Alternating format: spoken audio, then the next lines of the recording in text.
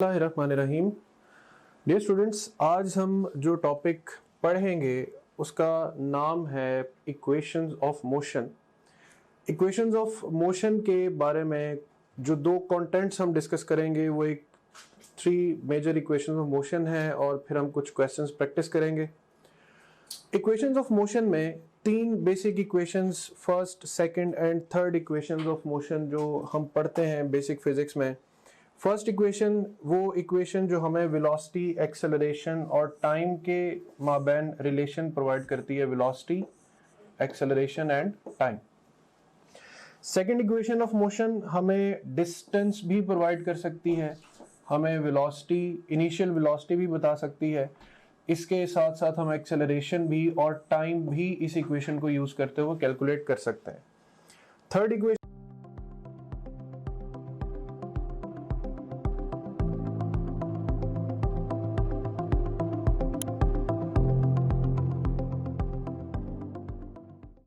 Of motion में हम acceleration, distance और वेलोसिटीज, वो इनिशियल हो या फाइनल हो, ये हम कैलकुलेट कर सकते हैं। इसी तरह अगर हमें डिस्टेंस फाइंड करना है तो उसके लिए हमें एवरेज वेलोसिटी को टोटल टाइम के साथ मल्टीप्लाई करना होता है। अब इन इक्वेशंस के बारे में, इन इक्वेशंस को सॉल्व करने के लिए हमें कुछ बेसिक आइडियाज जो हैं वो जहन में रखने होते हैं। नंबर 1, ये इक्वेशन तब एप्लीकेबल है जब आपके पास मोशन एक स्ट्रेट लाइन में हो।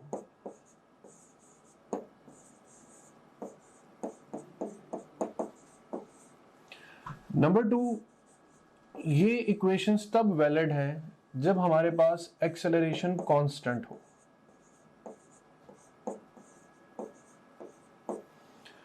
नंबर 3, ये इक्वेशंस तब वैलिड हैं जब हमारे पास फ्रेम ऑफ रेफरेंस इनर्शियल हो, यानी मोशन ऐसे सिस्टम ऑफ कोऑर्डिनेट्स में परफॉर्म हो रहा हो जिस सिस्टम की अपनी एक्सेलरेशन जो है वो 0 हो और उसमें कोई ऑब्जेक्ट स्ट्रेट लाइन में मूव कर रहा हो। सो इसमें फर्दर हम एक एक करके हर इक्वेशन के यूजेस और उसकी टर्मिनोलॉजीज को अंडरस्टैंड करेंगे। अब जनरल कॉन्सेप्ट्स में एक और इक्वेशन बहुत इंपॉर्टेंट है कि if S N is the distance covered in nth second. एक डिफरेंस है distance covered in n seconds and distance covered in nth seconds. देखिए, अगर मैं कहूं कि एक बॉडी 3 सेकेंड्स में कितना फासला तय करती है तो 3 is in the place of n। और अगर मैं कहूं एक बॉडी सिर्फ तीसरे सेकंड में कितना फासला तय करती है तो फिर यहां पे नोटेशन ऑफ nth यूज होगी। इस फॉर्मूला को मैं फर्दर एक एग्जांपल के साथ एक्सप्लेन करता हूं कि if a ball is dropped from a certain height then the distance covered in the 5th second. एक बॉल जिसे आपने सर्टेन हाइट से ड्रॉप कर दिया, अब ड्रॉप करने के बाद वो बॉल मुसलसल with respect to time move करेगी। 1 सेकेंड, 2 सेकेंड, 3, 4, 5। आपसे स्पेसिफिकली पूछा गया है कि distance covered only in the 5th second, यानी हमने पहले 4 सेकेंड्स को खातिर में नहीं लाना। अब उसके लिए देखें, वर्ड है ड्रॉप। जब भी हम किसी चीज को ड्रॉप करते हैं तो वी आई हमेशा इक्वल्स टू 0 होती। So if a ball is dropped from a certain height, the distance covered in 5th second के लिए हम यहां पे लिखेंगे S5, we I equals to 0, G/2। यहां पर A/2 है, चूंकि हम ड्रॉप कर रहे हैं तो under the action of gravity ये मोशन होगा, G/2। फिर है 2n-1, 2n की जगह हम लिखेंगे 5 क्योंकि हम 5th सेकेंड चाहते हैं। तो डिस्टेंस यहां पर आ रहा है 45 मीटर्स। सो इसी तरह स्टूडेंट्स, आप ये एक सिंपल ड्रॉप केस को इमेजिन करके डिफरेंट हाइट से ऑब्जेक्ट्स को फॉल करवा के या उनको सिंपल ड्रॉप करके 4th सेकेंड में, 5th सेकेंड में, 6th सेकेंड में एक सीक्वेंस क्रिएट कर सकते हैं, जिस सीक्वेंस में आगे डिस्कस भी करूंगा। इसी तरह एक केस है maximum height attend. Maximum height attend का कॉन्सेप्ट आप यूं कह सकते हैं कि आप एक ऑब्जेक्ट को अपवर्ड थ्रो करते हैं by giving an initial velocity. अब ये ऑब्जेक्ट ये वेलोसिटी लेकर किसी हाईएस्ट पॉइंट तक पहुंचता है जहां पर इसकी फाइनल वेलोसिटी जो है वो 0 के इक्वल हो जाएगी। अब ये किसी भी गिवन वेलोसिटी के साथ कितनी हाइट तक पहुंच सकता है, उसके लिए हम यूज कर सकते हैं third equation of motion. How we can use it at two a की जगह हम लिखेंगे -g क्योंकि हमने ऑब्जेक्ट को अगेंस्ट ग्रेविटी थ्रो किया, और s की जगह पर हम h लिख सकते हैं. फिर है फाइनल वेलोसिटी vf जो कि हाईएस्ट पॉइंट पे 0 हो चुकी, और इनिशियल वेलोसिटी जिससे हमने ऑब्जेक्ट को थ्रो किया है vi, और ये स्क्वायर आ जाएगा. सो अब माइनस साइन से माइनस साइन आपको कैंसिल होता हुआ नजर आ रहा है, तो हमारे पास vi is equal to 2gh under root, एक तो ये इक्वेशन भी बनती, और h is equal to vi square over 2g. और शॉर्टली अगर हम g को 10 सपोज कर लें तो आपको इनिशियल वेलोसिटी के साथ कोई भी हाइट कैलकुलेट करनी है, तो g की वैल्यू 10 और उसे 2 से हम मल्टीप्लाई कर दें तो we get 20. So simply if you want to calculate the height with a given initial speed, तो फिर आप उस गिवन स्पीड के स्क्वायर को इजीली 20 पे डिवाइड करके मैक्सिमम हाइट अटेन्ड जो है वो हासिल कर सकते हैं. सिमिलरली फिर एक कॉन्सेप्ट है time to reach maximum height. इसमें जो इक्वेशन यूज हो रही है that is first equation of motion. अब फर्स्ट इक्वेशन ऑफ मोशन में अगेन एक एग्जांपल कि एक ऑब्जेक्ट को आप इनिशियल वेलोसिटी देकर अपवर्ड थ्रो करते हैं, हाईएस्ट पॉइंट पे जाकर उसकी वेलोसिटी 0 होगी. अब वो हाईएस्ट पॉइंट तक कितनी देर में पहुंचा है, वो देर हमें फाइंड करनी है. तो first equation vf is equal to vi plus at. Now we know that final velocity has become 0. vi velocity हमने प्रोवाइड की है. एक्सेलरेशन का साइन नेगेटिव क्योंकि अगेंस्ट ग्रेविटी हम थ्रो कर रहे हैं.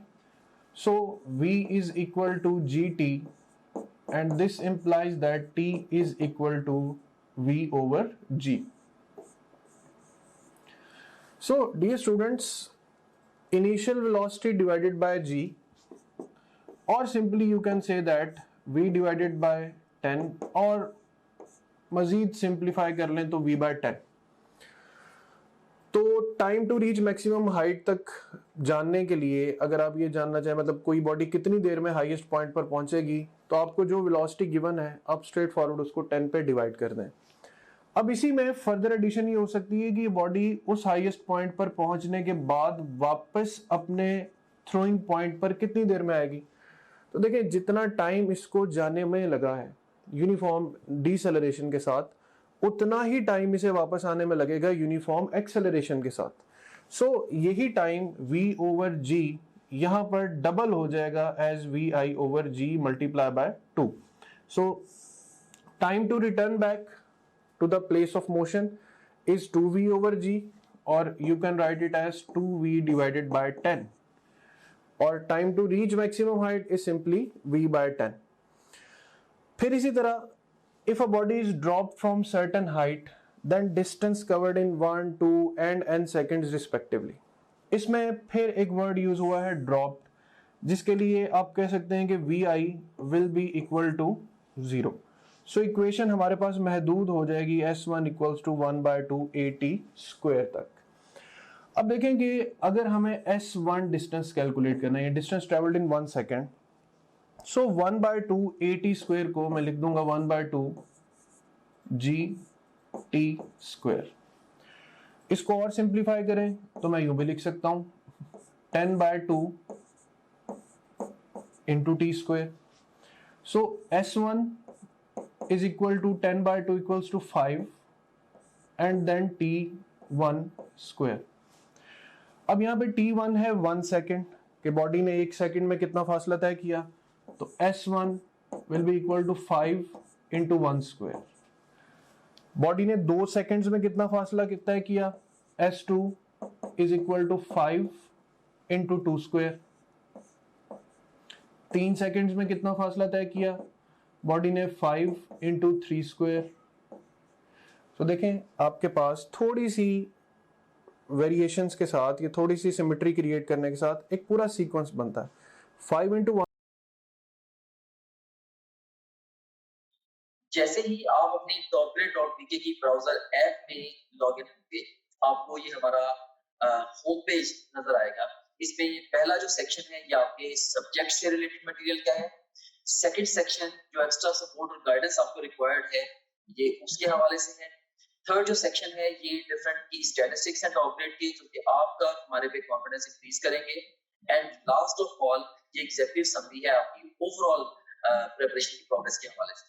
सो सबसे पहले सेक्शन को हम एक्सप्लोर करते हैं। इसमें से आप किसी भी सब्जेक्ट पे क्लिक करें, से हमारे पास ये सब्जेक्ट्स हैं biology, physics, chemistry, English, logical reasoning.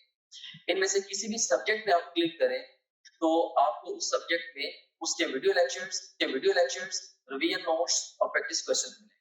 आप वीडियो लेक्चर्स पे क्लिक करेंगे तो उस सब्जेक्ट के सारे यूनिट्स या सेक्शंस आपके सामने ओपन हो जाएंगे। आप किसी भी सेक्शन को चूज करेंगे, उस सेक्शन के सारे टॉपिक्स ओपन हो जाएंगे।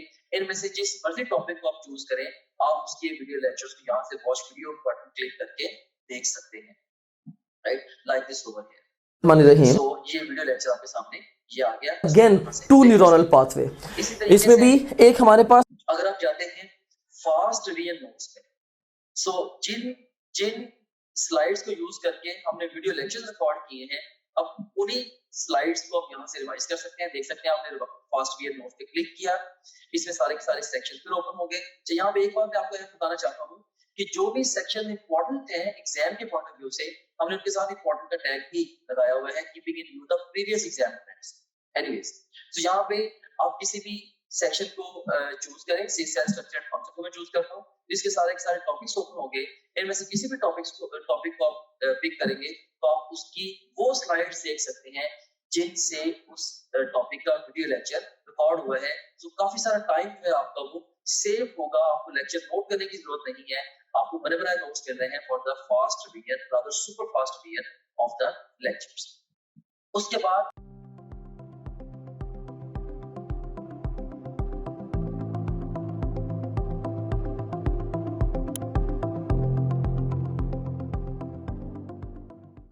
Square, 5 into 2 square, 5 into 3 square और 5 into n square. So distance traveled by a body in n seconds 10 by 2, जिसे आप 5 भी लिख सकते हैं, और साथ आप वैल्यू ऑफ टाइम पुट करके उसका स्क्वायर लेंगे तो इससे आपको पता चलेगा distance travelled in n number of seconds. इसी चीज़ को मैं एक और रेशियो में बहुत बेहतर तरीके से एक्सप्लेन करने की कोशिश करता हूँ कि ratio of distance travel in 1, 2, 3 and 4 seconds. और दूसरा पॉइंट आप देख सकते हैं, if a body is drop from a certain height then the ratio of distance travelled in first, second, third and fourth second. अब इट सिंपली मींस कि एक body fall करती है 1 सेकंड, फिर 2 सेकंड, फिर 3 सेकंड और फिर 4 सेकंड्स।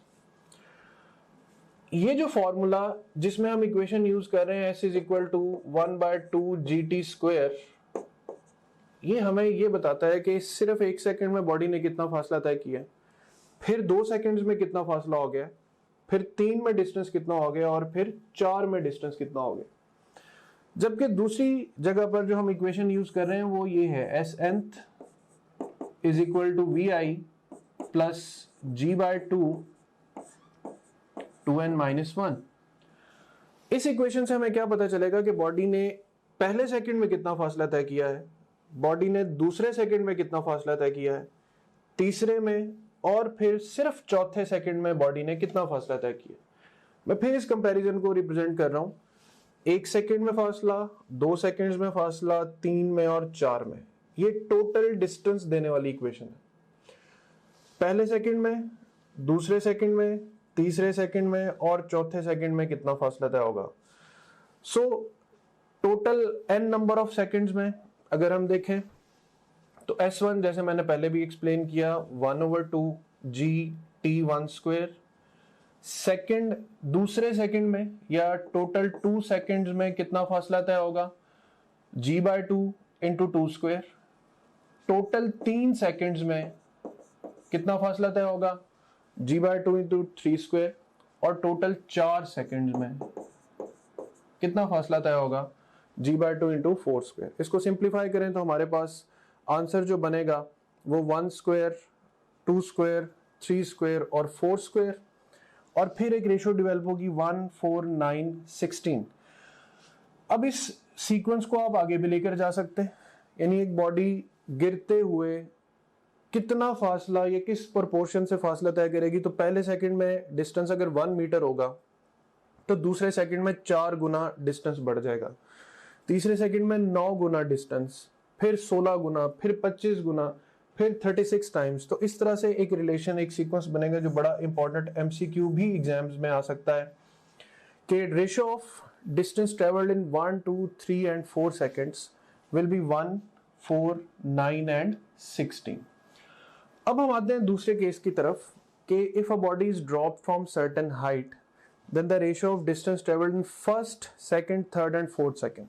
तो इट मींस फर्स्ट, फिर सेकंड, फिर थर्ड और फिर फोर्थ। सो देखें यहाँ पे 2n-1 विल, एक यहाँ पे n की वैल्यू 1 पुट करेंगे तो 2-1 हो जाएगा, यहाँ पे n की वैल्यू 2 पुट करेंगे तो 4-1 हो जाएगा, यहाँ पे n की वैल्यू 3 पुट करेंगे तो 6-1 और फिर 8-1। इन फैक्टर्स को आप सॉल्व करेंगे तो आपके पास रेशियो आ रही है 1, 3, 5 एंड 7। सो ये फिर एक और इंपॉर्टेंट एमसीक्यू बनता है कि ratio of distance travelled in first, second, third and fourth second will be 1, 3, 5 and 7। देखिए ये जो nth सेकंड का फासला है ये बेसिकली दो कंसेक्टिव टाइम्स का डिफरेंस है। जैसे सेकंड में से फर्स्ट इंटरवल को माइनस करें 4-1 तो आंसर है 3। थर्ड में से सेकंड इंटरवल को माइनस करें तो 9-4 आंसर है 5। इसी तरह फोर्थ में से थर्ड इंटरवल को माइनस करें तो 16-9 इज इक्वल टू 7। सो ये टोटल डिस्टेंसेस हैं जो नंबर ऑफ सेकंड्स में कवर अप हो रहे हैं और ये कोई से 2 सेकंड्स का दरमियानी इंटरवल है जिसमें हमने फासला मेजर करना।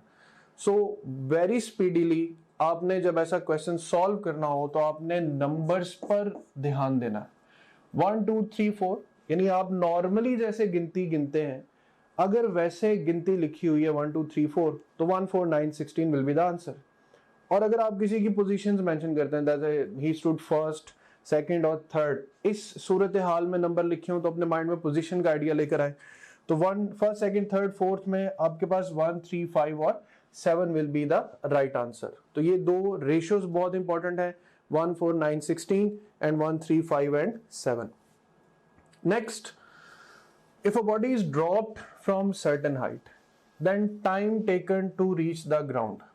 इसमें आप बॉडी को बिल्डिंग से स्ट्रेट ड्रॉप कर दें या आप बॉडी को इनिशियल हॉरिजॉन्टल वेलोसिटी दे के ड्रॉप करें, दोनों केसेस में हम डिस्टेंस इक्वेशन यूज करते हैं।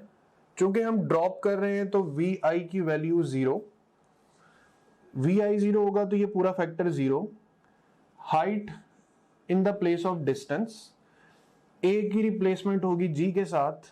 तो इस इक्वेशन में h is equal to half gt square apply होगा और यहां से अगर हम टाइम को सेपरेट करें तो time is equal to √2h over g। इसको थोड़ा सा और सिंप्लीफाई करके देखें तो आप इसे यूं भी लिख सकते हैं h ओवर g/2 और फिर आप इसे फर्दर यूं भी लिख सकते हैं h डिवाइडेड बाय 5। तो देखें कितने सिंपली आपको time to reach the ground find करना है किसी बॉल को ड्रॉप करने के बाद। तो आप हाइट का फैक्टर लिखें, हाइट 100 दी है, 200 दी है, 300 दी है, उसको सिंपली 5 के डिजिट पे डिवाइड करें और उसका स्क्वायर रूट फाइंड कर लें। इसी तरह velocity of a body to reach the ground, या कब इसी तरह जब आप किसी ऑब्जेक्ट को ड्रॉप करेंगे वो ऑब्जेक्ट हाईएस्ट पॉइंट से ग्राउंड तक आते हुए कितनी स्पीड अटेन करेगा उसको देखने के लिए आप थर्ड इक्वेशन यूज करेंगे 2as equals to vf square minus vi square. Since हमने बॉल को किया है ड्रॉप, लिहाजा ड्रॉप करने के बाद इनिशियल वेलोसिटी 0, फाइनल हमें कैलकुलेट करनी है। बॉडी चूंकि डाउनवर्ड ही फॉल कर रही है लिहाजा हमारे पास इक्वेशन +2gh ही रहेगी। यहां से स्क्वायर को खत्म करेंगे तो velocity is equal to √2gh और देखें अगर आप इसे सिंप्लीफाई करें तो आप लिख सकते हैं 2 × 10 into h, or you can calculate like that 20 times of h under root. तो देखिए हर इक्वेशंस में से शॉर्ट फॉर्म्स निकालने की कोशिश करनी है आपने. 2h ओवर g, मैं क्यों बार बार g की वैल्यू और 2 की वैल्यू पुट करूं जब मैं इसे सिंप्लीफाई कर सकता हूं. तो h/5 से आप time to reach the ground find कर सकते हैं. 20 टाइम्स ऑफ h से आप टोटल वेलोसिटी फाइंड कर सकते हैं ऑन रीचिंग द ग्राउंड. सो ये कुछ टिप्स एंड ट्रिक्स हैं जो फर्स्ट, सेकंड और थर्ड इक्वेशंस को यूज करके हम सॉल्व कर सकते हैं. ये स्टूडेंट्स, अब हम क्वेश्चंस प्रैक्टिस करेंगे about the equations of motion. पहला क्वेश्चन है कि which feature of the graph allows acceleration to be determined. The area under the displacement time graph, area under velocity time graph, slope of displacement time graph or slope of velocity time graph. So as we have studied, it's the slope of velocity time graph. A car is traveling with uniform acceleration along a straight road. The road has marker posts everywhere, every 100 meters. When the car passes one post, it has speed of 10 meter per second. And when it passes the next one, its speed is 20 meter per second. What is the car's acceleration? So by using the third equation of motion, we can calculate the answer as 1.5 meter per second square.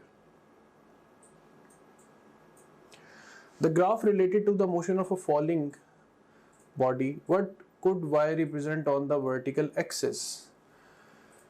The helping concept is as the body undergoes free fall, its speed increases linearly with time.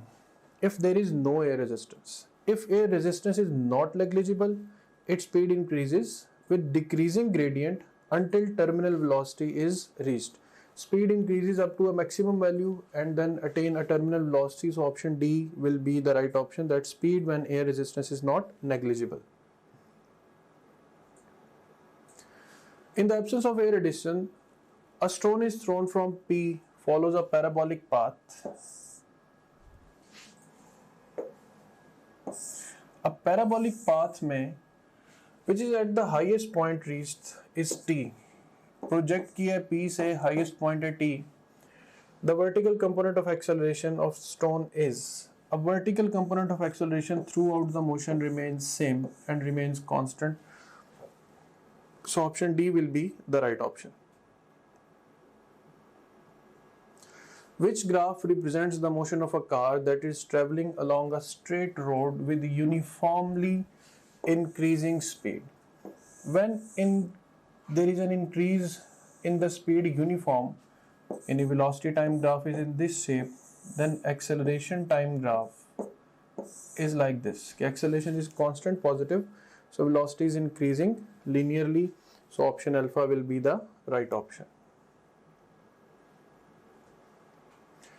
A parachutist steps from an aircraft, falls without air resistance for 2 seconds, and then open his parachute. Which graph best represents and how his vertical acceleration varies with time? अब acceleration की variation with respect to time बतानी है. तो पहले 2 seconds के लिए वो without air resistance है, तो it means acceleration remains constant. जैसे वो पैराशूट ओपन करेगा उस पर एक opposite direction में force exert होगी पैराशूट पर, तो acceleration should decrease very randomly. And then he will attain a constant behavior या constant velocity, so acceleration should become constant. Here D option is similar to this condition कि आपके पास पहले acceleration constant होगी, फिर suddenly acceleration decrease करेगी and then acceleration will become 0. The particle will fall with constant velocity.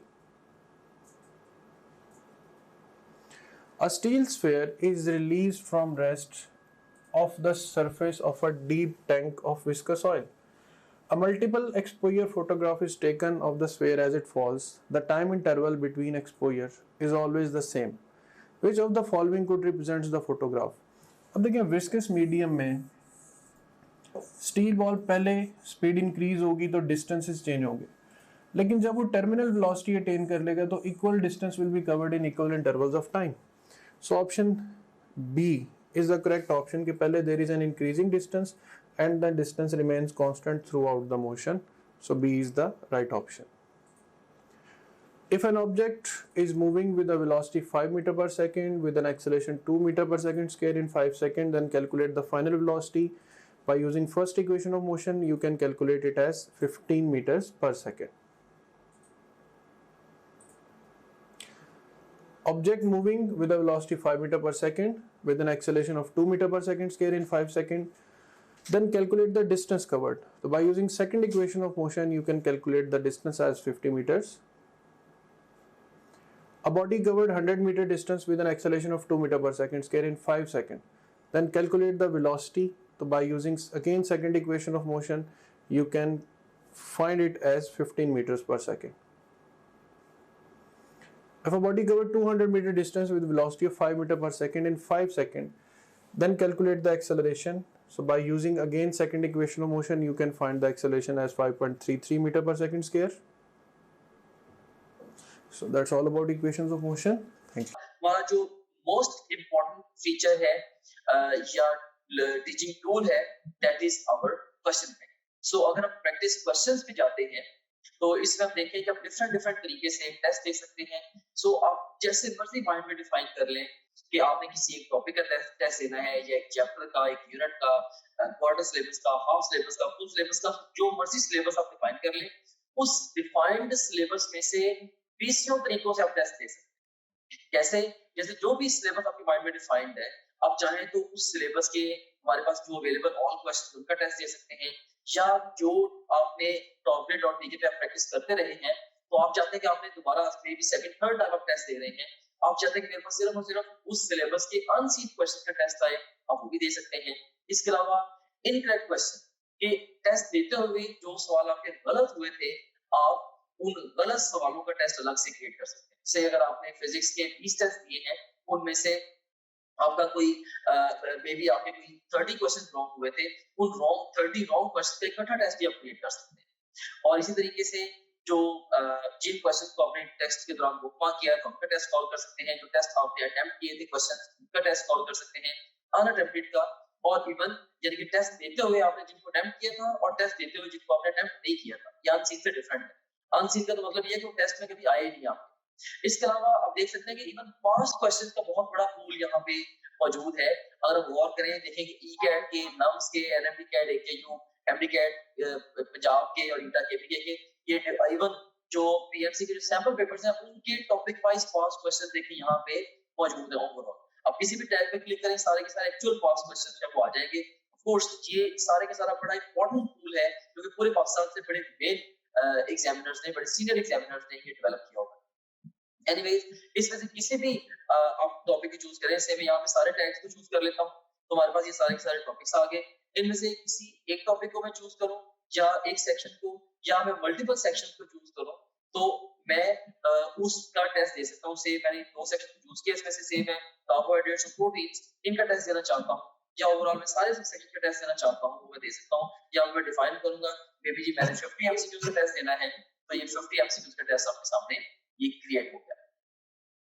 सो ये आपके सामने आ गई है जी टेस्ट की स्क्रीन, जिसमें आप देख सकते हैं कि ये ईटा केमिकल का पास्ट क्वेश्चन है, ये स्टेटमेंट है, ये ऑप्शंस हैं. इसमें ओवरऑल ये देखिए कि इसमें अगर आपने क्लिक किया तो आपका ये करेक्ट आंसर भी सामने आ गया. अगर आप इसकी एक्सप्लेनेशन देखनी है तो वो भी आप देख सकते हैं. इसके अलावा ये क्वेश्चन वेरीफाइड है बाय आवर टीम, इसको अगर आप चाहें बुकमार्क कर सकते हैं. इस क्वेश्चन से रिलेटेड डिफरेंट स्टैट्स यहाँ पे आ रहे हैं वगैरह वगैरह. यहाँ से आप नेक्स्ट क्वेश्चन पे जा सकते हैं, जरूरत पड़े तो आप यहाँ से प्रीवियस क्वेश्चन पे जा सकते हैं, और फिर अल्टीमेटली जब आप चाहें आप टेस्ट को फिनिश करके इवन रिजल्ट को भी व्यू कर सकते हैं. ऑलराइट, सो इस तरह से ये टेस्ट आपने इसको रिजल्ट को व्यू कर लिया. एनीवेज, इसके बाद अब हम चलते हैं दोबारा अपने होम पेज की तरफ. सो आप किसी भी जितने भी आपका सब्जेक्ट्स हैं, बायोलॉजी, फिजिक्स, केमिस्ट्री, इंग्लिश और लॉजिकल रीजनिंग, इन सब सब्जेक्ट्स के आप वीडियो लेक्चर्स, वीडियो नोट्स और अनलिमिटेड एमसीक्यू प्रैक्टिस यहाँ से कर सकते हैं. जितने भी आप प्रीवियस टेस्ट जो भी टेस्ट आपने दिए होंगे, अगर आप प्रीवियस टेस्ट पे क्लिक करेंगे वो सारे टेस्ट आपके यहाँ पे आ रहे होंगे. इसके अलावा जो आपकी जो ओवरऑल प्रोग्रेस है उसकी जो डिटेल है वो सारी की सारी यहाँ पे आ रही है. डिफरेंट सब्जेक्ट में आप कैसे जा रहे हैं, डिफरेंट सब्जेक्ट्स में, डिफरेंट चैप्टर्स में और डिफरेंट टॉपिक्स में आप कैसे जा रहे हैं, वो सारी की सारी डिटेल यहाँ पे आ रही है. इसके अलावा फुल लेंथ पेपर्स हैं जो कि जस्ट लाइक रियल एग्जाम है. यहाँ से किसी भी फुल लेंथ पेपर को किसी भी टाइम पे लॉन्च कर सकते हैं अपनी तरीके शुरू पे या इवन मिड सेशन में जाके नियर द एग्जाम आप इन एफएलपीज को जब चाहे आप अटेम्प्ट कर सकते हैं। उसके बाद फिर सपोर्ट मटेरियल है, इसमें इनको वीडियो रिव्यूज हैं, डिफरेंट स्टूडेंट्स हैं जिन्होंने टॉप ग्रेड से पढ़ा, वो आपको गाइड कर रहे हैं हमारे सिस्टम के हवाले से भी, ओवरऑल तैयारी के हवाले से भी आप उन बच्चों से गाइडेंस ले सकते हैं। इसके अलावा हमारे ये टेस्टिमोनियल्स हैं जो पूरे पाकिस्तान में हजारों स्टूडेंट्स हमसे पढ़ रहे हैं, वो हमारे बारे में क्या कहते हैं उसकी डिटेल यहाँ पे आप देख सकते हैं। इसके अलावा सिलेबस यहाँ पे गिवन है, अगर आप कंटेंट देखना चाह रहे हैं हमारे कोर्स का, वो सारे के सारे यहाँ पे ओवरऑल जो विजिबल है। And in addition to that study schedules बड़ा एक अहम फीचर है, अहम मॉड्यूल है। इसमें 90 डेज, 60 डेज, 30 डेज और इवन 50 डेज का एनएमटी कैट का स्केड्यूल मौजूद है। आप अपनी नीड के अकॉर्डिंगली जिस मर्जी स्केड्यूल को फॉलो कर सकते हैं डिपेंडिंग अपॉन कि आप टाइम फ्रेम में किस जगह पे खड़े हैं। अगर आप एग्जाम, आपका 1 महीने के बाद एग्जाम है, ऑफ कोर्स आप 30 डेज वाला प्लान फॉलो करेंगे। अगर आपके एग्जाम में 2 हफ्ते रहते हैं तो आप 15 दिन वाला प्लान फॉलो करेंगे एंड सो ऑन। तो इसमें हमने आपको ये बताया है स्केड्यूल्स के अंदर ये गाइड किया है कि आपने गिवन टाइम को बेस्ट यूटिलाइज कैसे करना है। फिर इसके अलावा डाउनलोड्स का सेगमेंट है, जो भी डिफरेंट इंपॉर्टेंट कंटेंट है आपसे रिलेटेड, वो सारे के सारे आपको डाउनलोड्स में मिल जाता है। और इसके अलावा गाइडेंस वीडियोस काफी सारी इसके अंदर पड़ी हुई हैं जो कि मैंने खुद रिकॉर्ड करके इसके अंदर डाली है। इसमें बहुत सारे हवालों से जनरल गाइडेंस आप इन वीडियो से ले सकते हैं। सो ये था हमारे पास ये हमारे पास गाइडेंस वीडियोस का ये सेगमेंट था। Okay, so this was